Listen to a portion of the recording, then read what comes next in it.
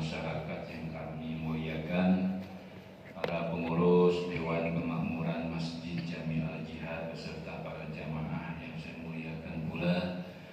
Mari sama-sama kembali kita panjatkan puji serta rasa syukur kita kepada Allah Subhanahu wa Ta'ala atas segala karunia dan nikmat yang telah diberikan kepada kita, sehingga Allah masih meringankan langkah kita, masih membimbing kita, masih di dalam sebuah hadis yang merupakan sebuah nasihat Rasulullah kepada Sayyidina Ali karramallahu wajhah.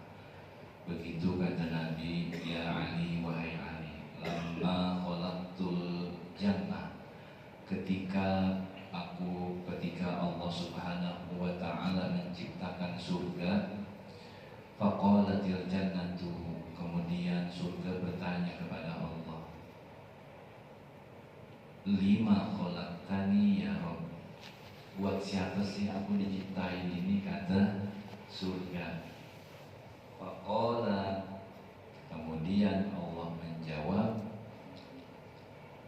litaqiyin wa sakhiyin, engkau aku ciptakan wahai surga untuk hamba-hamba yang memiliki sifat sakhawah, wataqiyin, dan juga hamba-hambaku yang memiliki sifat takwa. Maka saudara-saudara, ini merupakan sifat kriteria karakteristik orang-orang yang akan menempati surganya Allah. Adalah yang pertama, dia memiliki sifat sakhawah, kedermawanan. Dalam kedermawanan ini tentunya kebaikan-kebaikan yang diberikan orang itu banyak variatif dan macamnya. Lebih sedikit kita bergeser terkait dengan masalah satu yang menjadi orang dermawan. Satu diantaranya, dia adalah satu, melaksanakan kewajiban zakat. Ketika orang yang diberikan kewajiban zakat, karena ini merupakan salah satu rukun dari rukun Islam, maka dia berpasangan. Kata Ibnu Abbas, itu ada 3 ayat yang memang berkaitan erat. Salah satu dia kerjakan, tapi yang lain berikutnya nggak dikerjain, maka sia-sia amalnya.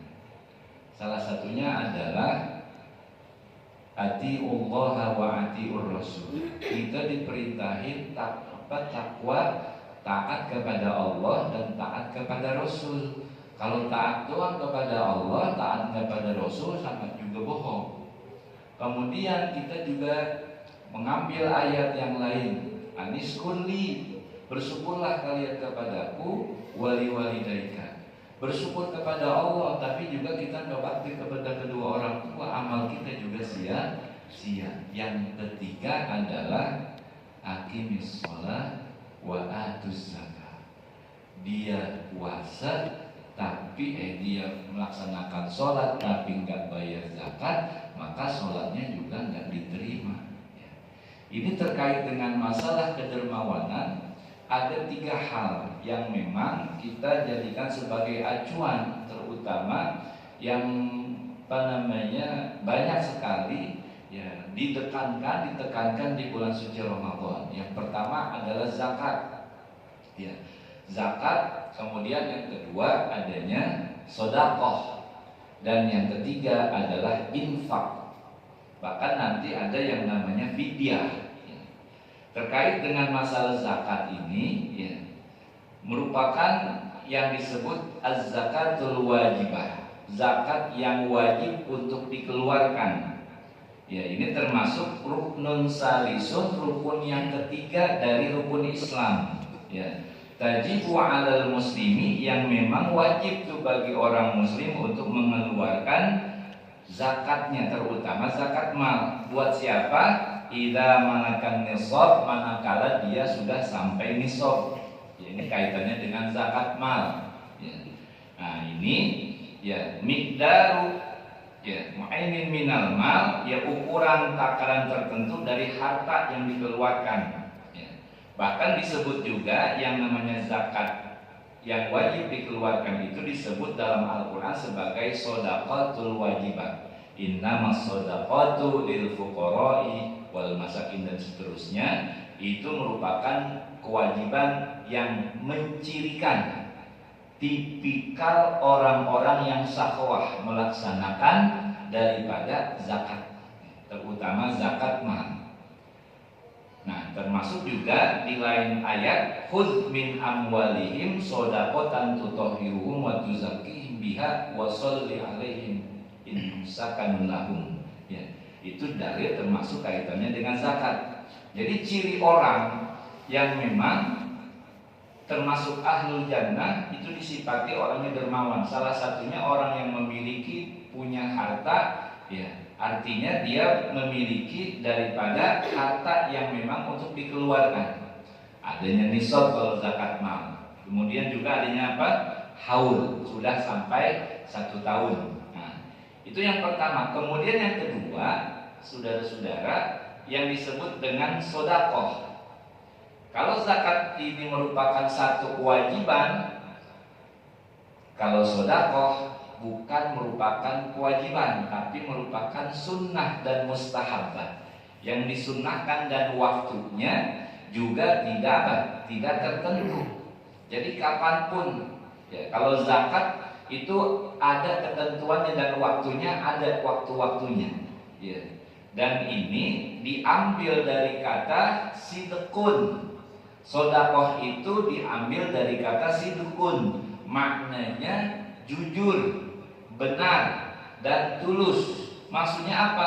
Dia membenarkan keimanannya melalui untuk memberikan kepada orang lain dari apa yang diperintahkan Allah kepadanya.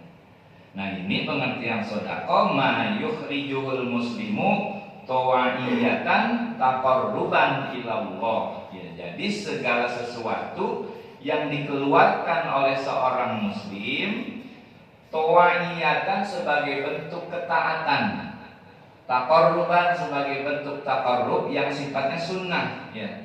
Wahia a'ammu, sifat sedekah ini sedekah itu a'ammu justru lebih umum, ya. Wa ashmalu dan juga lebih luas minaz zakati daripada makna zakat. Kalau zakat udah ada spesifikasinya, udah kelihatan.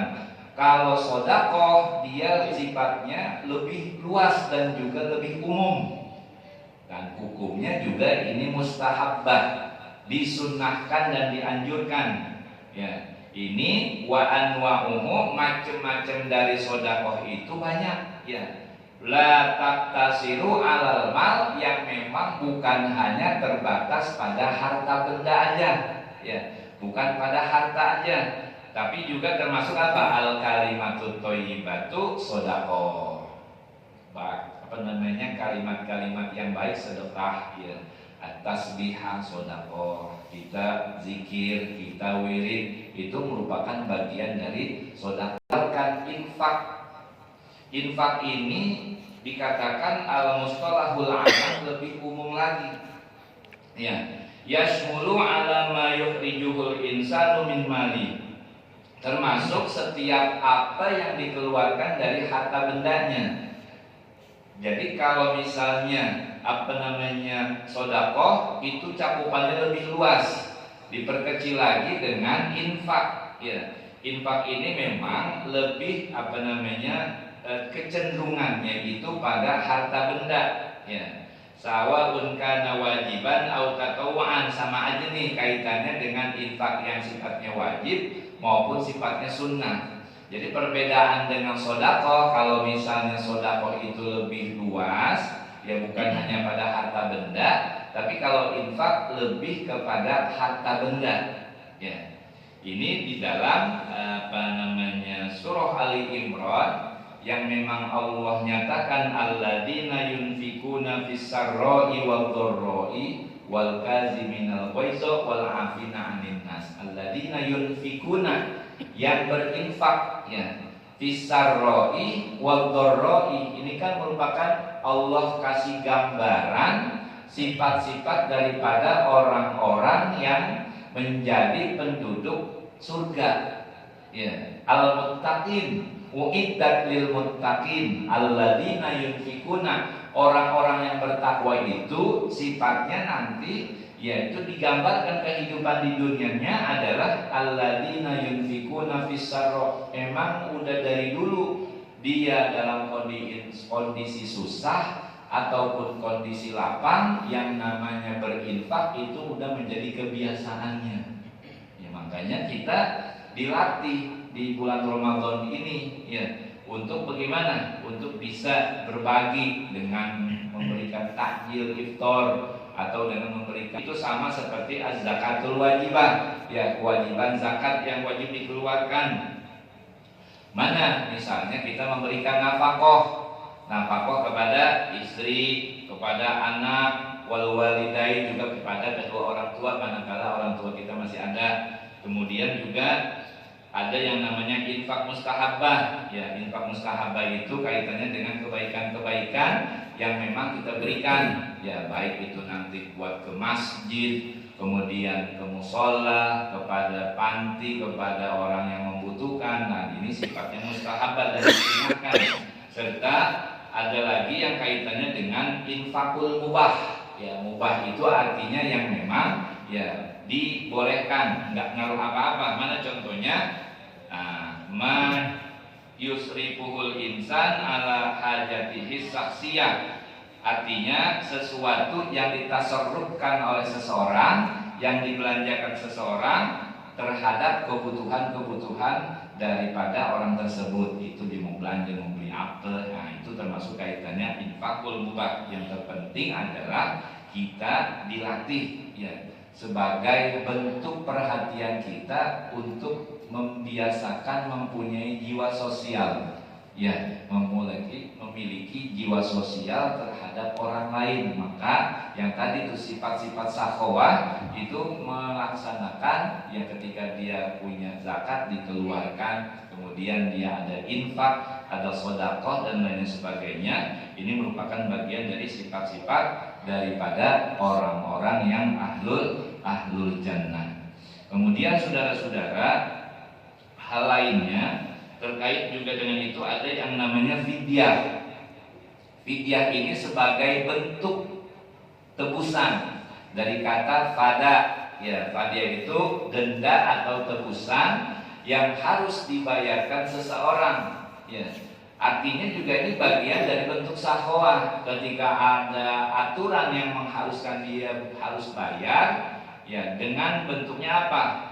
Ya, fidyatun ta'amu miskin, dengan memberikan makan kepada orang miskin. Ketika ada aturan itu, maka dilaksanakan, dia keluarkan fidyahnya. Berapa ukuran fidyah itu? Ya 7/8 liter. Jadi kurang seperempat tuh. Kalau kita biar gampang hitung, satu fidyah itu adalah 1 liter. Hitung-hitung buat apa? Ya buat sedekah, ya buat ngamal. Ini kaitannya dari apa? Dari ibadah yang memang dia tinggalkan ketika nggak ada kemampuan untuk melaksanakan ibadah puasa gitu ya. Jadi ini kaitannya dengan denda atau tebusan. Biasanya ini buat orang-orang perempuan atau juga kita, misal gitu ya, udah ada kesempatan untuk mengkodok, misalnya kita sakit pada Ramadan tahun lalu, cuma kita nggak bisa bayar, belum bayar sampai Ramadan berikutnya belum dibayar karena kelalaian kita tuh namanya kena cas sampai ketemu Ramadan berikutnya. Nah, maka itu harus kita keluarkan fidyah kita.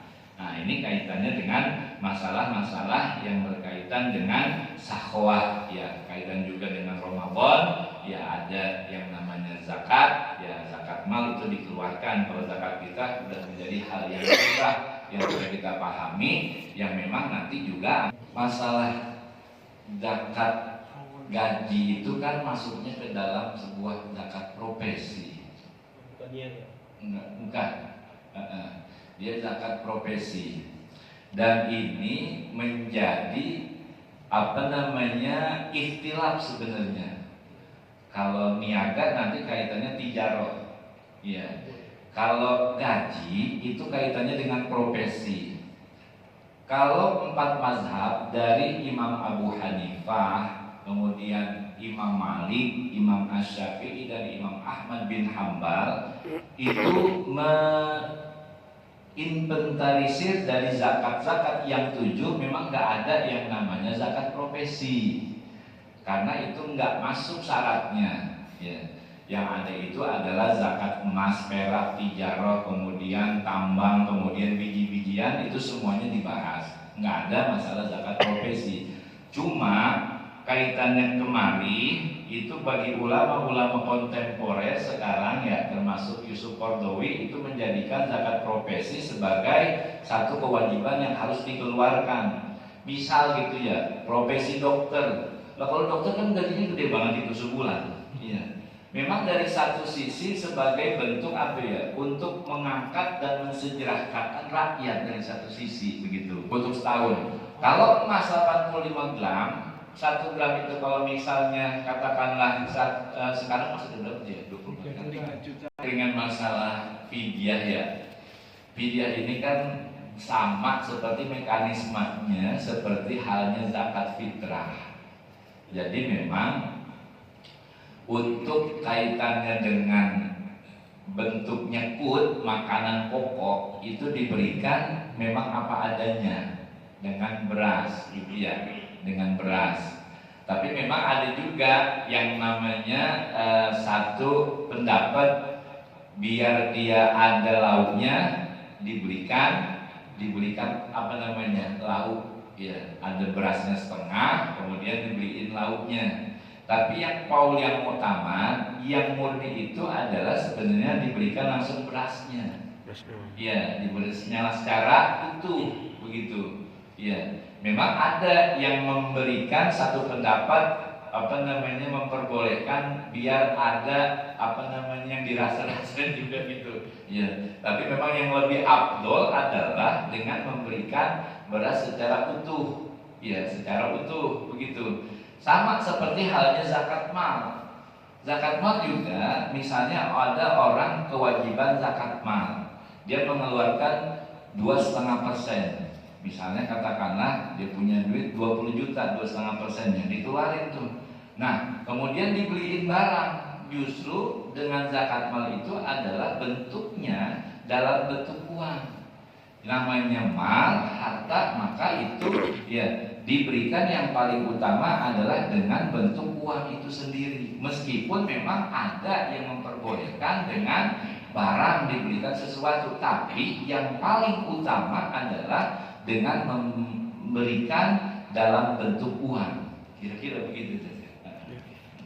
Karena yang namanya kita baca Quran, ketika kita punya wudhu, itu nilai satu huruf itu jauh lebih besar. Tempat yang lain keluar, yang diistilahkannya itu dengan naqluz zakah. Ya, naqluz zakah itu memindahkan zakat ke tempat yang lain, itu sepakat tidak diperbolehkan.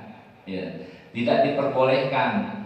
Kecuali kalau seandainya di daerah dia itu kagak ada sama sekali 8 asnaf. Di kampung kita nih, wah udah kaya-kaya semuanya misalnya gitu ya. Wah nggak ada 8 asnaf nih, boleh baru kita keluar. Ya, ini pendapat memang para ulama ya, sepakat itu tidak diperbolehkan, termasuk mazhab dari Imam Malik, kemudian Imam Ahmad bin Hambal, apalagi mazhab kita Asy-Syafi'i. Itu qaul daripada para ulama-ulama. Tapi kemari ulama-ulama kontemporer, termasuk juga dari Wahbah Az-Zuhaili dalam Al-Fiqhul Islami wa Adillatuh, itu dia mengatakan yajuzun naqlu, boleh memindahkan daripada zakat mendistribusikan ke tempat yang lain idza kana hunaka maslahatun, kalau memang itu ada kemaslahatan di sana, di tempat yang akan kita kirim. Karena yakunu fil baladil manquli, yang memang pada tempat itu tuh, kampung itu, al-manqul yang dituju asyaddu hajatin, memang lebih membutuhkan. Ya, misalnya di sini udah tercover nih semuanya nih, ya, termasuk fakir, fuqara, masakin udah tercover. dan kita ada di tempat yang lain itu lebih membutuhkan lagi. Au aqarib, misalnya juga di sono ada saudara kita, itu boleh ya, kita kirim ke sana ada saudara. Au manhum ahwaju, atau ada orang-orang yang lebih membutuhkan min ahlil baladi, daripada penduduk yang ada di sini gitu. Jadi kalau kata Wahbah Az-Zuhaili, boleh kita menakul zakat, memindahkan zakat dengan catatan di sana lebih membutuhkan. Yang kedua, di sini sudah tercover semuanya. Yang tidak diperbolehkan adalah ketika kita mau nakul zakat, memindahkan zakat fitrah, ya udah banyak kita kirim ke sana, tapi di sini terabaikan 8 asnaf yang memang seharusnya mereka dapat, itu terabaikan. Ini yang diharapkan oleh para ulama-ulama. Jadi yang harus didahulukan adalah masyarakat sini dulu. Ketika memang ada udah tercover semuanya, masih ada kelebihan, silahkan diberikan kepada tempat yang lain dengan catatan di sana asyaddu hajatin, lebih membutuhkan lagi. Kemudian terkait dengan masalah orang yang memang dia ini pekerja, dia punya punya tanggungan, artinya punya anak, punya istri untuk mencari maisha, udah kerja tapi nggak digaji. Sementara dia punya kewajiban memberikan nafkah kepada anak istrinya. Kemudian bagaimana dengan kondisi orang seperti ini yang kita gunakan mentasarrufkan dari harta atau namanya amal yang ada di masjid? Ya. Ini menjadi PR sebenarnya. Ya. Ini perlu kita ketahui, bolehkah itu dana masjid untuk memberikan bantuan orang-orang yang seperti itu? Ini di dalam masalah kaitannya fikih, masalah amal, itu memang agak ketat. Karena bisa jadi begini, tergantung dari akad. Satu orang mengamal di masjid itu, satu bisa jadi jatuhnya pada wakaf. Misalnya Pak Haji Heri, dia ngasih sound system, nih anak wakafin buat di Masjid Al-Jihad. Itu wakaf tuh, nggak boleh apa? Amal jariah itu merupakan juga bagian dari harta yang menjadi operasional untuk kebutuhan masjid. Maka ya, kalau seandainya kita gunakan untuk memberikan seorang yang memang kagak ada kaitannya sama masjid, nggak ada kaitannya sama takmir masjid, ini tidak diperbolehkan, menyalahi aturan gitu. Maka kalau bisa, sekiranya kita mau menjadikan ada dana sosial dari masjid, itu kita bikin kotak yang ada bacaannya misalnya. Jadi memang kalau ada di beberapa masjid itu ada dana yatim gitu ya, atau kotak, kemudian misalnya infak masjid. Nah, yang memang kita jalanin tuh setiap Jumat, setiap apa, itu bagian daripada infak masjid itu sebagai bentuk operasional, ya, sebagai bentuk operasional. Meskipun memang ini dalam kitab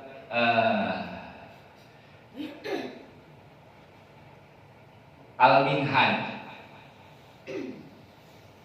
Ibnu Hajar Al-Haytami, ya, Ibnu Hajar Al-Haytami itu di dalam kitabnya termasuk menyatakan, kata beliau, sebenarnya itu boleh dari dana masjid yang dikumpulkan untuk diberikan kepada orang yang membutuhkan, dengan catatan adalah apa? Yang pertama, bahwa dana itu udah mencukupi untuk kegiatan operasional, untuk bayar listrik, perawatan, kemudian bayar morgot, kemudian buat hal-hal lainnya, itu udah tercukupi. Ketika itu ada kelebihan, maka itu termasuk diperbolehkan apa? Untuk memberikan, mentasarufkan kepada orang-orang muslim.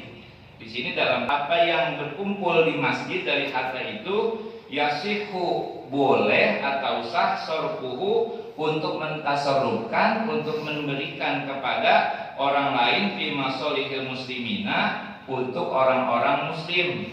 Nih, dengan apa? Wa ma faddola ala imaratihi, manakala udah ada kelebihan min imaratihi dari pembiayaan masjid. Jadi kegiatan operasional itu udah tercover dan itu masjid duitnya banyak.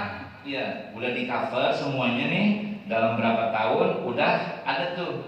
Nah, yang begini ya yusrofu limasolihil muslimina, boleh mentasarrufkan, misalnya ada buat yatim. Nah, ini atau juga orang yang dikatakan perlu bantuan. Cuma yang begini harus ada kesepakatan pengurus. Nggak bisa jalan sendiri, ya nggak bisa jalan sendiri. Yang kedua juga harus diprioritaskan. Kalau misalnya ada orang yatim, anak yatim, orang yatim yang memang sebagai ahli waris, ketika orang tua kita dulu sakit tidak melaksanakan Ramadan, apakah sebagai ahli waris kita berkewajiban untuk membayar fidyah? Kemudian yang kedua terkait dengan orang tua juga, ketika beliau masih dalam keadaan sakit meninggalkan sholat, apakah kita sebagai ahli waris juga berkewajiban untuk mengqadhonya? Yang ketiga terkait dengan wakaf, misalnya masjid itu punya batako atau yang sudah tidak dipakai, kemudian kita jual, menurut pengalaman saya ya, kemudian uang itu kita masukkan ke uang masjid lagi, apakah diperkenankan? Terima kasih. Yang pertama terkait dengan masalah apa dah? Fidyah. Dari mana tadi fidyah ya? Orang tua ya. Masih punya tanggungan fidyah lah bahasanya. Ahli waris ya. Iya, kalau misalnya memang orang tua, tidak lain adalah kewajiban bagi anaknya. Kalau memang dari harta warisan tuh nggak ada. Tapi kalau misalnya ada harta warisan, ya itu diambil dulu buat orang tua kita nih. Sepanjang mungkin di akhir hayatnya itu puasa tuh, ya apa namanya, sakit juga puasa tuh. Nah, ulama-ulama kita, misalnya ada orang tua nih, ya apa namanya, dia ninggalin sholat, ya itu tetap dikodoin. Kita nih sebagai anak-anaknya, kalau saya diajarin begitu. Jadi meskipun ini pendapat kaulnya kaul yang apa namanya minoritas, katakanlah kaulnya doib gitu ya, itu saya lupa lagi tuh siapa ya, ulama besar juga mengamalkan ini. Jadi sebagai satu bentuk upaya, bentuk birrul walidain. Jadi kita mengamalkan amalan, ada acuan ulama yang bertanggung jawab gitu. Jadi kita misalnya, wah kan pendapatnya doib, tapi pendapat siapa nih, siapa kita pakai, ya, termasuk ini diamalin, ya, termasuk di lingkungan orang-orang sekitar kita. Nah, keterbatasan ilmu saya, mudah-mudahan Allah Subhanahu wa Ta'ala menjadikan kita semua hamba-hamba Allah yang bertakwa, menerima segala amal ibadah puasa dan amal yang Ramadan kita lainnya, yang tentunya ini diharapkan kita mampu untuk bisa merubah diri kita semakin lebih baik pada